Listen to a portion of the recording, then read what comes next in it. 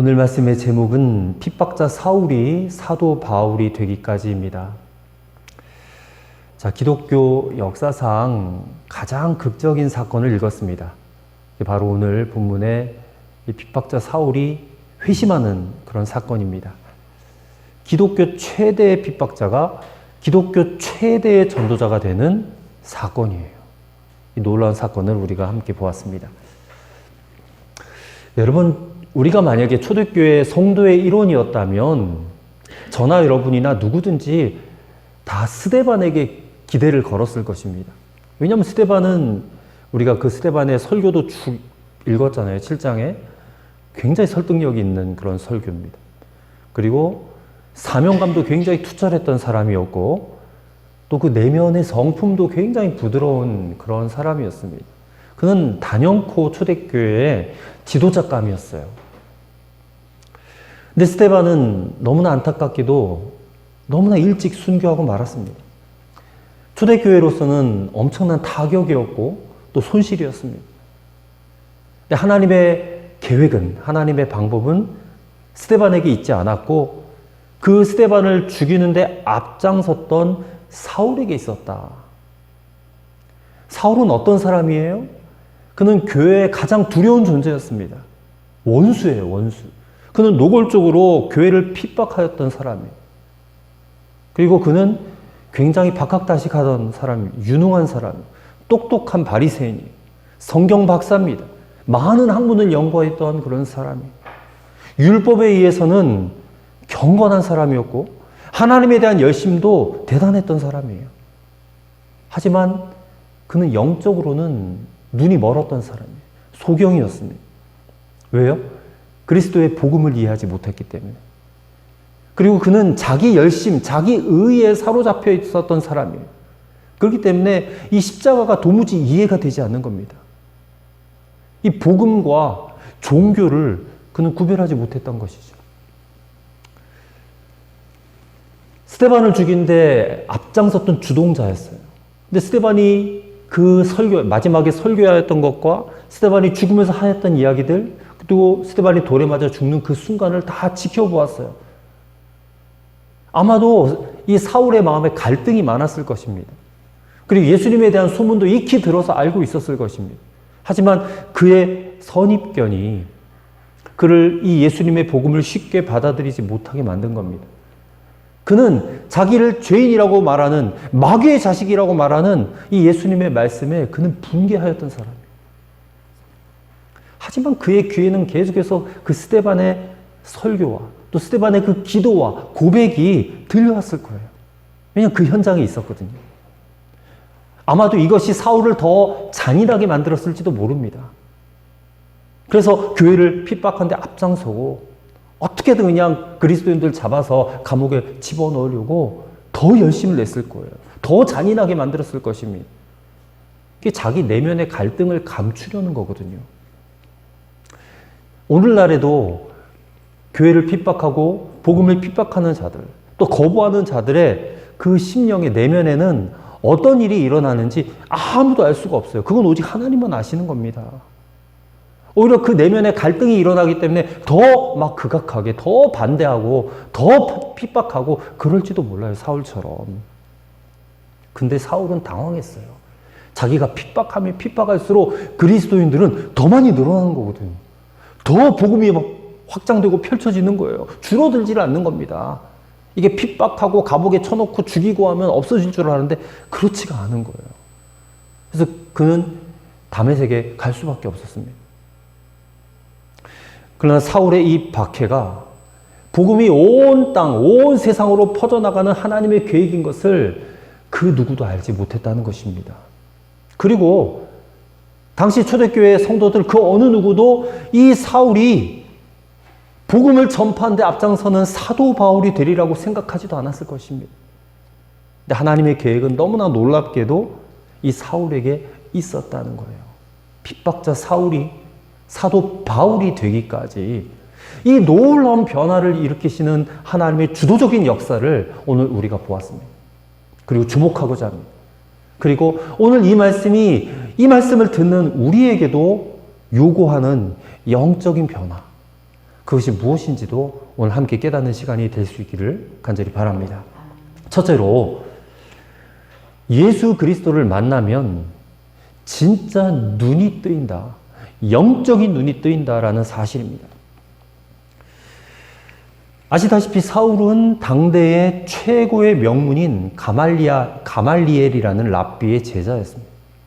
철저한 바리새인, 그리고 예수를 전하는 자들, 그들의 눈에는 예수를 전하는 것이 이단처럼 보였을 거예요. 그 예수를 전하는 자들을 핍박하는 것이 하나님께 충성하는 것이다. 그렇게 굳게 믿었던 사람이에요. 그래서 스데반 죽이는 일에 앞장섰어요. 그리고 예루살렘 교회에 큰 박해가 일어나니까 뿔뿔이 다 흩어졌다고 그랬잖아요. 그래서 그 사람들을 이제 잡아서 붙잡아 오려고 예루살렘 공의의 허가까지 받은 다음에 열흘길이나 걸리는 다메섹까지 지금 달려갔던 사람이에요. 근데 그가 다메섹 가까이 다가갔을 때에 호련히 하늘로부터 빛이 그를 둘러 비추고 음성이 들려오는 거예요. 자, 3절과 4절 말씀 보십시오. 사울이 길을 가다가 다메섹에 가까이 이르더니 호련히 하늘로부터 빛이 그를 둘러 비추는지라. 땅에 엎드려져 들음에 소리가 있어 이르시되 사울아 사울아 내가 어찌하여 나를 박해하느냐 하시거늘. 자, 하늘에서 음성이 들렸는데 누구의 음성입니까? 예수님의 음성입니다. 사울아 사울아 어찌하여 네가 나를 박해하느냐.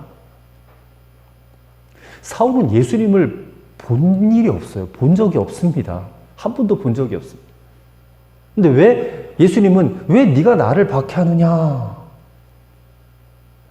네가 나를 믿는 성도들을 박해하느냐? 나의 제자들을 박해하느냐? 사도들을 박해하느냐? 그렇게 묻지 않으셨어요. 왜 네가 나를 박해하느냐? 그러니까 이게 무슨 말이에요? 오늘날 교회를 박해하고 성도를 박해하는 것, 이것은 곧 예수님을 박해하는 것이다.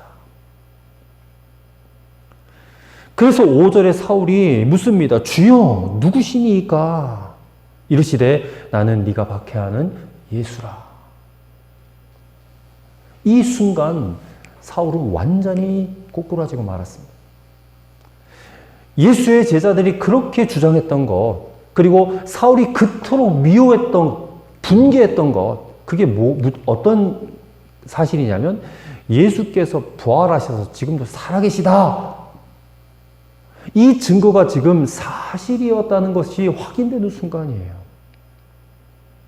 사울은 정말 예수님이 살아계시는구나, 그것을 본 겁니다. 예수의 음성을 들은 거예요. 그 눈을 감히 뜰 수 없는 찬란한 빛을 본 겁니다.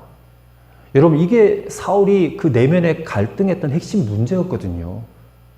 근데 그 문제가 지금 예수님을 극적으로 만남으로 해결된 겁니다. 근데 사실 이게요, 오늘 우리에게도 문제입니다. 우리가 다 예수 믿는다고 교회 나와서 예배는 드리고 있지만 한편으로는 자꾸만 마음에 갈등이 있는 게 뭐예요? 예수님 정말 살아계신 게 맞는가? 예수님 정말 내 안에 계시고 나와 함께 계시고 살아계시는 그 증거를 오늘날도 보이고 계시는가? 여러분, 이런 문제가 여러분 안에 갈등이 있지 않습니까? 만약에 그것이 분명하기만 하다면, 그 증거가 나타나고 그 역사하심이 분명히 나타나기만 한다면 여러분, 우리가 고민할 이유가 없잖아요. 우리의 생각과 우리의 가치관과 우리의 삶은 180도 달라질 줄로 믿습니다. 이거 뭐 확실하게 된다면. 근데 사울도 그랬다는 거예요. 사울도. 근데 그가 다메섹 도상에서 예수님을 직접 만난 것입니다. 여러분, 예수님 만나면 누구나 이렇게 될 수밖에 없어요. 예수님, 그분이 누구세요? 하나님의 아들이세요. 하나님의 아들이시라는 것은 그분이 곧 하나님이시다, 그 말입니다. 그 하나님을 직접 만난 사람은 그분이 어떠한지, 그 영광스러움과 그 영화로움이 어떠한지를 깨닫게 될 뿐만 아니라 동시에 자기 자신의 진짜 모습에 대해서도 발견하게 돼요. 우리가 복음서에 보면 베드로가 예수님 만났을 때에 예수님이 깊은 곳에 가서 그물을 던지라. 던졌을 때에 엄청나게 그물이 찢어질 만큼 고기를 낚았잖아요. 그때 베드로가 보인 첫 번째 반응이 뭐냐? 주여 나를 떠나소서, 나는 죄인이로소이다. 그 그분이 하나님이신 것을 베드로가 그 순간 알았다는 거예요. 그 순간에 그는 그의 발에 꼬꾸라져가지고 주여 나를 떠나소서. 사울도 마찬가지입니다. 그동안 자신이 하나님을 잘 믿는 자, 잘 섬기는 자인 줄 알았다는 거예요. 하나님께 충성스러운 자인 줄 알았다는 거예요. 근데 지금 예수님을 만나고 나니까 예수가 그리스도임이 깨달아지는 이 순간에 자기는 하나님을 대적한 자였구나. 그동안 나의 열심과 나의 어떤 선행은 아무것도 아니었구나. 이것을 깨닫게 된 거예요. 자신의 죄인됨을 처절하게 깨달은 겁니다. 동시에 스데반의 일이 떠올랐을 거예요. 자기가 스데반 죽이는 데 앞장섰거든요. 그 착한 사람을, 그 선한 사람을 자기가 죽이는 일에 앞장섰다. 그래서 그는 후에 사도 바울이 되어서 후에 이렇게 고백을 해요. 빌립보서 3장 5절부터 9절의 말씀 보면 이 자기 고백입니다. 나는 8일 만에 할례를 받고 이스라엘 족속이요 베냐민 지파요 히브리인 중에 히브리인이요 율법으로는 바리새인이요 열심으로는 교회를 박해하고 율법의 의의로는 흠이 없는 자라. 그러나 무엇이든지 내게 유익하던 것을 내가 그리스도를 위하여 다 해로 여길 뿐더러 또한 모든 것을 해로 여김은 내 주 그리스도 예수를 아는 지식이 가장 고상하기 때문이라. 내가 그를 위하여 모든 것을 잃어버리고 배설물로 여김은 그리스도를 얻고 그 안에서 발견되려 함이니 내가 가진 의는 율법에서 난 것이 아니요 오직 그리스도를 믿음으로 말미암은 것이니 곧 믿음으로 하나님께로부터 난 의라. 사도 바울의 유명한 고백이잖아요. 예수님을 만난 다음에 자신의 인생의 모든 문제의 해답을 그는 찾은 것입니다. 그래서 모든 삶의 가치관이 바뀐 거예요. 자신의 태도가 바뀐 거예요. 행동이 바뀐 거예요. 그는 예수 안에서 완전히 새 사람이 된 것입니다. 여러분, 우리가 예수님을 진정으로 만날 이유가 여기 있어요. 아직도 예수님을 제대로 인격적으로 만나지 못했다면 한번 여러분이 지금 옳다라고 생각하는 일들, 확신하고 있는 그 일들을 한번 점검해 보세요. 내가 옳다고 확신하고 해왔던 일들이 그게 사울처럼 정반대로 하나님을 아프게 하고 하나님을 대적하는 일이 되진 않았는가? 한번 생각해 보세요. 왜냐하면 후에 사도 바울이 이 일로 심히 괴로워했거든요. 그의 서신서 군데군데 그의 부끄러운 고백이 이렇게 나와요. 고린도전서 15장 9절 보면 나는 사도 중에 가장 작은 자라. 나는 하나님의 교회를 박해하였으므로 사도라 칭함받기를 감당하지 못할 자니라. 또 갈라디아서 1장 13절에 내가 이전에 유대교에 있을 때 행한 일을 너희가 들었거니와 하나님의 교회를 심히 박해하여 멸하고, 또 디모데전서 1장 15절에 믿보다 모든 사람이 받을 만한 이 말이여 그리스도께 예수께서 죄인을 구원하시려고 세상에 임하셨도다 하였도다. 죄인 중에 내가 괴수로다. 자꾸만 과거에 교회를 박해하고 성도를 잡아 죽이고 스데반을 죽인 일이 떠올라서 마음에 괴로웠다는 거예요. 그는 복음을 이해하지 못해서 하나님의 교회를 핍박했어요. 근데 지금도 아직 예수님 만나지 못하고 복음을 이해하지 못해서 본의 아니게 주의 몸된 교회를 허무는 자들이 적지 않습니다. 교회 안에도 있어요. 교회 안에도. 사명이 있음을 깨닫지 못하고 져버려요. 예수님 만나지 못했기 때문에. 그리고 자기가 세상에 나가서 무슨 일을 해도 이 하나님의 계획과는 전혀 상관없이 그런 일을 하고 다니는 성도들이 많다는 말입니다. 여러분, 오늘 우리 자신의 완악함이 어느 정도인지는 이게 예수님 만나기 전에는 아무도 몰라요. 그러니 오늘 이 말씀을 듣고 정말 하나님 앞에 내가 주의 몸된 교회를 허무는 자는 아니었습니까? 내가 옳다고 확신하는 일들이 혹시 하나님을 대적하는 일은 아니었습니까? 한번 진중하게 하나님 앞에 여쭤보시기를 바랍니다. 내가 얼마나 고집불통인 자였는가? 내가 얼마나 자기 의로 똘똘 뭉친 자였는가? 내가 얼마나 교만한 자였는가? 그것이 깨달아지면 하나님 앞에 진심으로 회개하시기를 바랍니다. 그러면 예수님 분명히 만날 수 있어요. 사도 바울처럼 다메섹 도상에서 극적으로 만나 어떤 그런 역사는 아닐지도 몰라요. 누구나 다 그렇게 만나는 것은 아닙니다.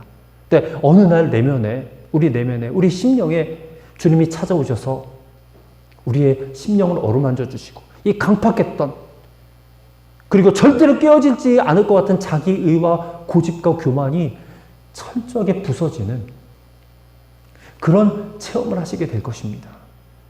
그러면 어떤 일이 일어나요? 정말 예수 안에서 새로워지는 거예요. 새 사람이 되는 거예요. 사도 바울처럼. 그렇기 때문에 오늘 우리는 예수님을 분명히 만나야 될 줄 믿습니다. 예수님을 만나되 그 수많은 군중들처럼 오병이어의 기적이 일어났을 때에 5,000명이 먹었잖아요. 5,000명이 다 예수님을 믿은 건 아니었거든요. 그 군중들처럼 예수님 만나서는 안 돼요. 우리는 개인적으로 1대1로 만나야 됩니다. 삭개오처럼 만나셔야 되고요. 소경 바디메오처럼 여러분 개인적으로 인격적으로 꼭 만나시기를 간절히 부탁을 드립니다. 그러면 눈이 열려요. 비로소 우리 인생의 바른 길, 제대로 된 인생의 삶을 우리가 살아가게 될 줄로 믿습니다. 오직 우리의 관심이 오늘 이 시간 우리의 관심이 오직 예수님을 향하였기를 바라요. 예수님을 향하여 간절하게 되기를 바라요. 그럼 분명히 그 주님을 만나게 될 줄로 믿습니다. 둘째로 하나님의 말씀과 내 생각이 충돌할 때에 전적으로 하나님 말씀에 순종하시라는 겁니다. 다메섹 도상에서 사울이 예수님을 만난 다음에 눈이 멀어버렸어요. 이게 참 영적인 눈은 열렸는데 육신의 눈은 닫혀버린 거예요. 그래가지고 함께 가던 사람의 손에 이끌려서 다메섹 안에 들어가서 사흘 동안 먹지도 마시지도 않고 기도만 해요. 8절과 9절에 나와 있죠. 그때 주님께서 아나니아라는 제자를 부르세요. 아나니아. 이 아나니아는 사도행전 5장에 나오는 그 땅 판갑 감췄다 죽은 아나니아, 그 사람과는 다른 사람입니다. 자, 11절과 12절을 보십시오. 주께서 이르시되 일어나 집가라 하는 거리로 가서 유다 집에서 다소 사람 사울이라 하는 사람을 찾으라. 그가 기도하는 중이니라. 그가 아나니아라 하는 사람이 들어와서 자기에게 안수하여 다시 보게 하는 것을 보았느니라. 지금 주님이 사울에게 이와 같은 환상을 다 보여주신 거예요. 다메섹 체험을 하고 3일 동안 식음을 전폐하고 기도하며 있는 거예요. 근데 하나님께서 지금 아나니아에게 이 말씀을 주시는 거예요. 그가 지금 기도하고 있다. 그리고 그에게 내가 미리 보여줬어. 네가 들어와서 사울에게 안수하여 주는, 그래서 눈을 뜨게 해주는 것을 이미 보여줬어. 그러니 너 가. 그러는 겁니다. 지금 여기는 선택의 여지가 있는 말씀이 아니에요. 한번 가서 볼래? 그래서 아나니아의 어떤 그 선택을 맡기는 게 아니라 너 무조건 가야 돼. 지금 당장 일어나 가야 돼. 집가라는 거리로 가서 다섯 사람 사울을 찾아야 돼. 근데 아나니아의 입장에서 생각해 볼게요. 이 아나니아에게 있어서 이 문제는 그렇게 간단한 문제가 아닙니다. 그것은 사울이 너무나도 유명한 핍박자라는 사실이에요. 이게 다 알려졌거든요. 그래서 아나니아가 주님께 이렇게 말합니다. 13절을 보십시오. 주여, 이 사람에 대하여 내가 여러 사람에게 듣사온즉 그가 예루살렘에서 주의 성도에게 적지 않은 해를 끼쳤다 하더니, 그리고 그것만이 아니에요. 지금 사울이 다메섹에 오는 이유도 알고 있어요. 14절. 여기서도 주의 이름을 부르는 모든 사람을 결박할 권한을 대제사장들에게서 받았나이다 하거늘. 자, 이 말을 종합해 보면 이게 어떤 말이냐면, 적어도 아나니아가 알고 있는 바에 의하면 사울이란 사람은 핍박자이기 때문에 자신이 그에게 가는 것은 붙잡혀 죽으라 라는 말과 다르지 않다는 겁니다. 스스로 그냥 나 잡아가세요 하고 붙들려 가서 죽으라 이런 얘기랑 똑같다. 그게 얼마나 고민이 되겠어요. 근데 주님은 아나니아의 이 생각을 물어보신 게 아니라 순종할 것을 요구하신 거예요. 무조건 순종해야 돼요. 15절과 16절을 보세요. 주께서 이르시되 가라. 두말하지 않잖아요. 가라. 이 사람은 내 이름을 이방인과 임금들과 이스라엘 자손들에게 전하기 위하여 택한 나의 그릇이라. 그가 내 이름을 위하여 얼마나 고난받아야 할 것을 내가 그에게 보이리라 하시니. 여러분, 이런 상황에서 만약에 저와 여러분이 아나니아의 입장이라면 어떻게 행동하시겠어요? 자, 구약성경의 선지자 요나는 하나님께서 요나에게 니느웨로 가서 그들에게 복음을 전파해라. 회개의 복음을 전파해라 그랬는데 요나는 자기 생각에 거기 가서 하는 거는 너무 말이 안 돼. 그 사람들은 다 죽어 없어져야 될 인간들인데 내가 거기 가서 회개의 복음을 전파하면 그들이 회개하고 돌아오면 어떡해. 그래서 나는 그들에게 가지 않을 거야. 나는 다시스로 갈 거야. 배 타고 다시스로 가버렸잖아요. 요나는 하나님의 말씀이 떨어졌을 때 자기 생각에 이끌려서 그냥 다시스로 가버렸단 말이에요. 지금 아나니아도 똑같습니다. 가기 싫어요. 가면 나 죽는데. 자신이 생각하기에는 이게 생명을 걸어야 될 일 아닙니까? 사울이 지금까지 한 일은 교회에 해를 끼친 일밖에 없는 사람이에요. 그 사람 만나면 난 죽어요. 어떡하겠냔 말입니다. 여러분 같으면. 여기에 문제가 있습니다. 하나님의 말씀과 내 생각이 이렇게 충돌할 때, 이럴 때 나의 본성이 나타나는 거예요. 내 생각은 그게 아닌데 왜 하나님 나에게 그거를 요구하시는가? 근데 이럴 때 여러분 진짜 하나님의 말씀에 순종하는 것이 진짜 순종 아닐까요? 근데 사실 이거 모르는 그리스도인 있습니까? 하나님의 뜻과 내 뜻이 충돌할 때 하나님의 뜻대로 순종하는 것이 진짜 순종이다. 모르지 않아요. 우리가 다 알아요. 근데 문제는 내게 이런 일이 현실로 닥치게 되면 이게 잘 안 된다는 겁니다. 잘 안 돼요. 이게 우리의 연약함입니다. 근데 오늘 본문을 보세요. 아나니아는 순종합니다. 그의 순종이 진심이라는 것이 드러나는 말이 바로 17절에 형제 사울아 라는 말이에요. 형제 사울아. 사울을 만나러 가서 형제 사울아 이렇게 불러요. 이 왼수 사울아 이렇게 안 불렀어요. 많은 형제들의 피를 흘린 사울아, 악한 사울아 이렇게 부르지 않았어요. 나의 가족이며 나의 형제, 우리의 형제 사울아 이렇게 부른 겁니다. 그 말에 이 아나니아의 순종이 진심이었구나라는 것을 우리가 깨닫게 되는 겁니다. 그리고 기도해요. 안수해요. 사울의 이 눈먼 것을 고쳐주세요. 그가 이 놀라운 사명을 하나님이 택한 그릇이라고 그랬잖아요. 이방인들에게 복음을 전할 택할 그릇이라고 하는데 이 사명을 능히 감당할 수 있는 성령의 권능을 받게 하여 주옵소서라고 간절하게 기도해요. 정말 사랑 어린 손길로 그를 안아주고 안수하고 그에게 말씀을 가르치는 겁니다. 그러자 즉시 사울의 눈에서 비늘 같은 것이 벗어져 다시 보게 되었다라고 성경은 말씀하고 있어요. 이게 어떤 내용입니다. 이 비늘 같은 것이 벗어졌다는 말씀 가지고도 한나절을 말씀을 전할 수 있는데 한마디로 말하면 그의 삶의 목적이 이제는 그리스도인들을 핍박하고 박해하는 것에서부터 그리스도를 전하는 것으로 바뀌어졌다라는 그런 의미입니다. 눈에서 비늘이 벗겨졌다라는 것은. 여러분, 우리는 여기서 아나니아의 위대함을 발견해야 돼요. 그는 진심으로 하나님 말씀에 순종하였습니다. 그리고 핍박자 사울을 형제로 받아들였어요. 아나니아는 기독교 역사에 어떤 한 획을 그을 만한 큰 일을 한 사람은 아닐지도 모릅니다.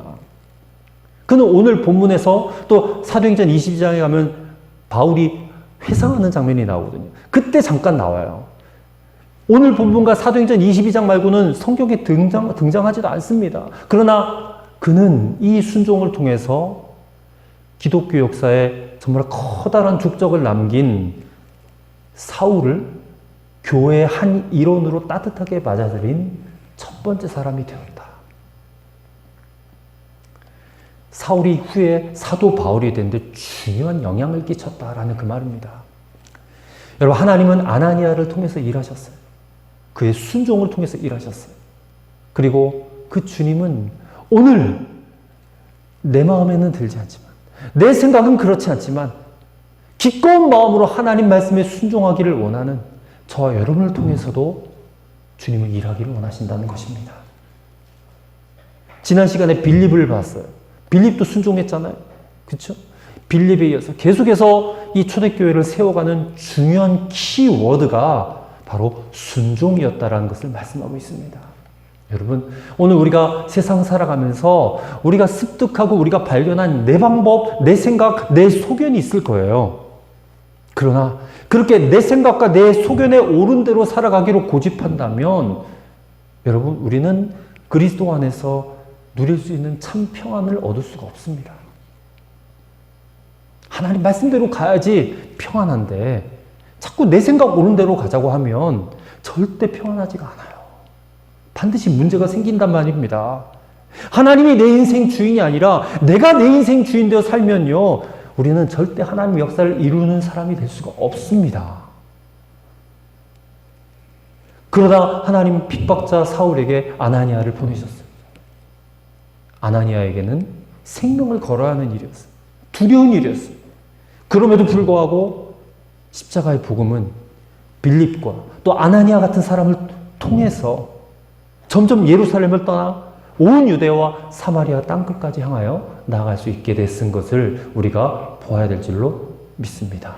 여러분, 오늘 우리가 살아가는 이 삶 가운데 우리가 그리스도인으로 성도로 살아가기에 꺼리끼는 것들이 있어요. 고통스러운 현실이 있어요. 우리를 어렵게 하는 상황이 있어요. 근데 그런 상황 속에서 여러분에게 주는 하나님의 말씀이 있습니다. 반드시 있습니다. 그 말씀 앞에 하나님의 말씀이라면 무조건 옳습니다 하고 순종하실 수 있기를 간절히 축원합니다. 하나님의 말씀과 하나님의 방법은 참으로 옳습니다. 참되십니다. 그렇게 하고 살아가실 수 있게 되기를 바랍니다. 그럴 때에 오늘 저와 여러분의 삶 가운데 여전히 일하시는, 역사하시는 그 하나님을 만나실 수 있게 될 줄로 믿습니다. 세 번째로, 십자가의 사람은 다른 사람을 살리는 사람이 될 수밖에 없다는 사실이에요.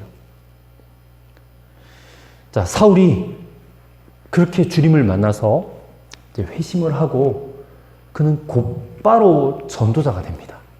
지체하지 않아요. 이게 사울이 열심의 대명사잖아요.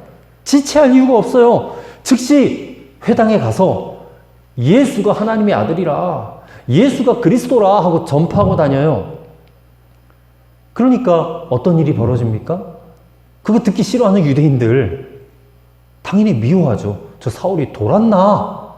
그랬을 겁니다. 미쳤나 보다. 저거 죽여야지. 유대인들이 그런 계획을 세우는 거예요. 22절과 23절을 보십시오.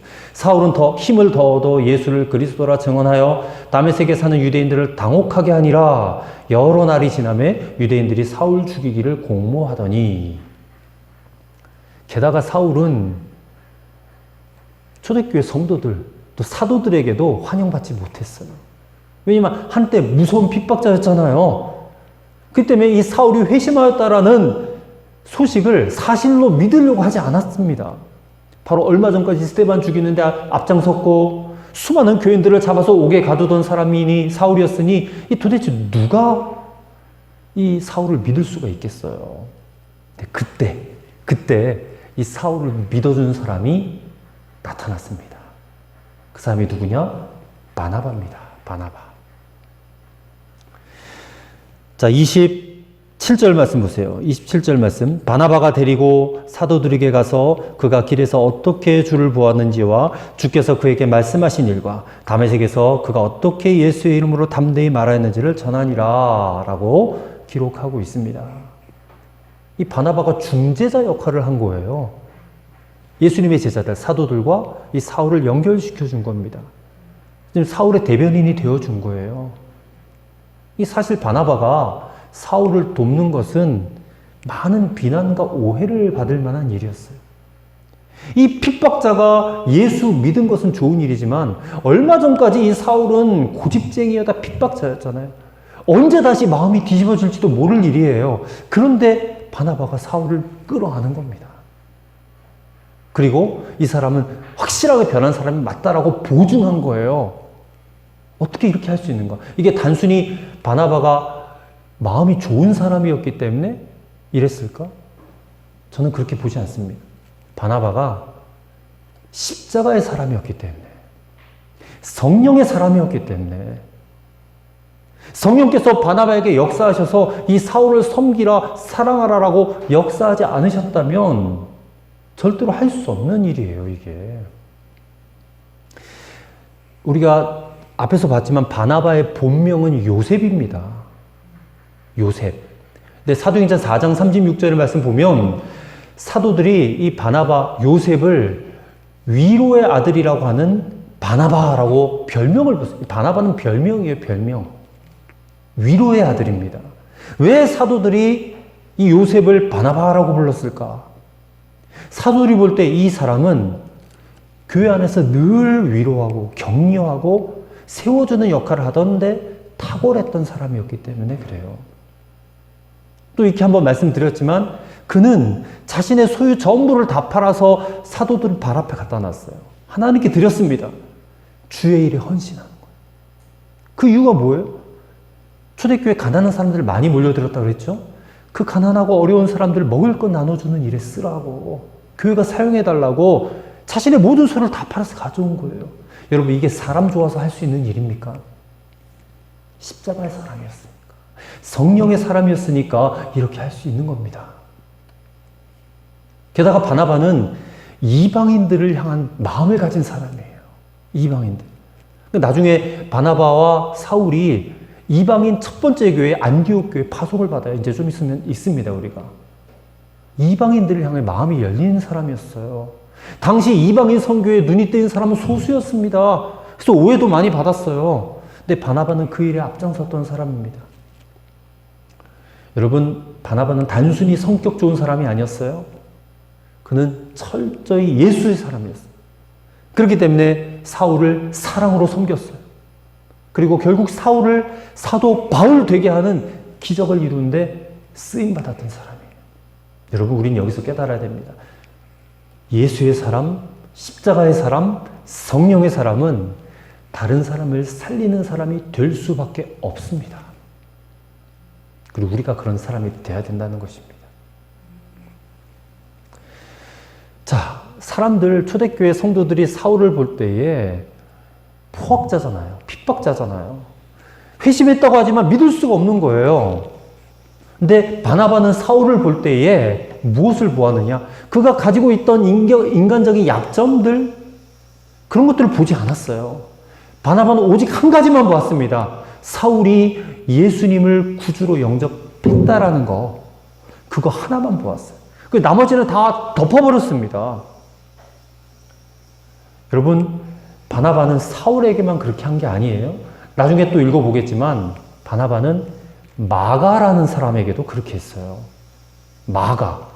사도행전 15장에 보면 이제 사도 바울과 바나바가 다투는 장면이 나옵니다. 아, 십자가의 사람도 다투긴 다투어요. 근데 무엇 때문에 다투냐면 마가 때문에 다투어요. 마가. 자, 1차 전도여행 때 마가가 도중 하차합니다. 무슨 문제가 있었는지 모르지만 아마도 그 전도여행이 너무 힘들었던 모양이에요. 젊은 나이에 견디기가 힘들어서 도중 하차했어요. 이 일 때문에 전도여행에 큰 타격이 있었어요. 그런 상황에서 2차 전도여행을 가야 되는데 이 마가가 문제가 된 겁니다. 바나바는 마가에게 다시 한번 기회를 주자. 그런데 사도 바울은 반대를 하는 겁니다.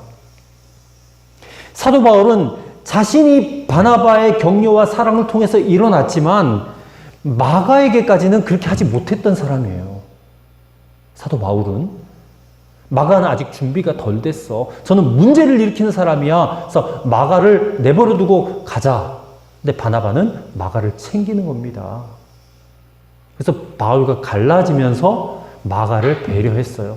그 후에 마가가 다시 영적으로 회복이 되어서 나중에는 바울에게도 큰 도움이 되었어요.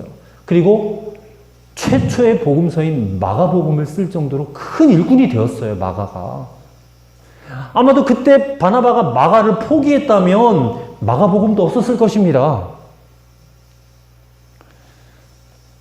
여러분, 바나바가 사울을 사랑으로 돕지 않았다면 사울이 어떻게 되었을까? 짐작하건대 사울이 실족했을지도 몰라요. 왜냐하면 동료 그리스도인들도 아무도 자기를 받아들이려고 하지 않아요. 유대인들은 자기를 잡아 죽이려고 해요. 이 사울이 어떻게 됐을까? 아마도 무명의 전도자로 변방에서 사역하다가 일생을 그냥 마쳤을지도 몰라요. 근데 사울이 이처럼 위대한 사도 바울이 될 수 있었던 것은 예수의 사람, 십자가의 사람, 성령의 사람 바나바가 있었기 때문에, 바나바가 회심한 사울을 믿음 안에서 품었고 사랑으로 그를 섬겼고, 그래서 그의 인생이 기적과 같이 변하게 만들어주는 그 일에 쓰임받았기 때문인 것을 믿으시기를 바랍니다. 그래서 오늘 우리가 그래야 돼요.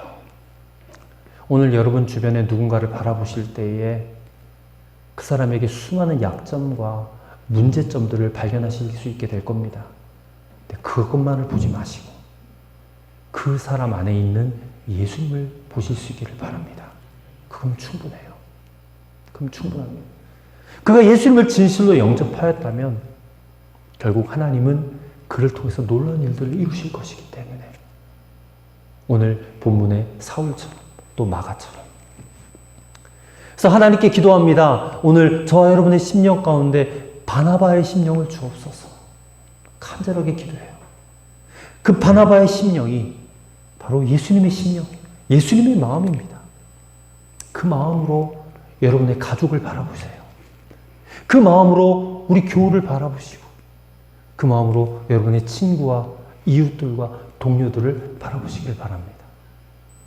그리스도 예수의 마음, 바나바의 심령으로 사랑으로 섬겨주시길 바라요. 핍박자 사울이 사도 바울 되는 그런 기적이 여러분의 섬김과 여러분의 헌신을 통해서 아름답게 일어나게 될 줄로 믿습니다. 기도하겠습니다. 아버지 하나님 감사합니다. 사도행전을 읽으면서 복음 전파를 위하여 사울을 준비시키시고 그를 만나주시고 또 그를 돕고 세우기 위하여 주변 사람들을 세우고 순종케 하시는 하나님의 열심을 보게 하여 주심을 감사를 드립니다. 아버지, 오늘 우리가 예수님을 인격적으로 만나는 사울 되기 원합니다. 어려울지라도 하나님 말씀에 순종하는 아나니아가 되기 원합니다. 그리고 십자가의 사람, 예수의 사람, 성령의 사람 바나바가 되기 원합니다. 그리고 우리를 통하여 주님 일하여 주옵소서. 예수님 이름으로 기도합니다. 아멘.